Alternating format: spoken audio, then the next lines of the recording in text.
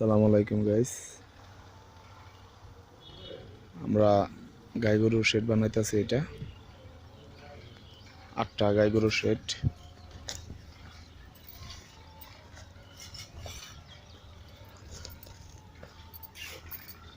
এই ষাঁড় গরু শেডের সাথে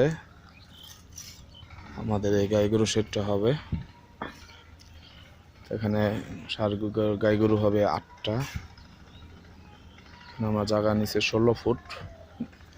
গাই গরুর জন্য আমরা নিয়েছি হলো 10 ফুট, 2 ফুট যাতায়াতের রাস্তা, আর বাদ বাকিটা 11 ফুট গরুর জন্য। আর বাদ বাকিটা খাবার আর চারের জন্য করা হয়েছে। এখানে আমার বাসা ভাই আছে, কাজ করতেছে, মুরব্বী। এখানে আছে গ্যাস ভাই।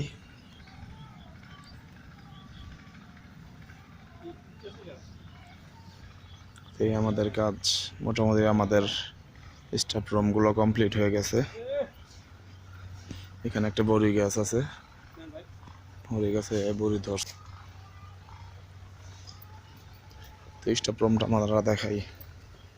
স্টাফ রুমটা হয়ে গেছে কমপ্লিট।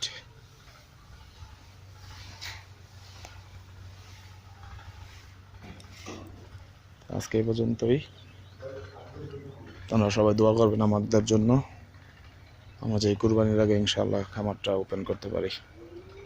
আসসালামু আলাইকুম।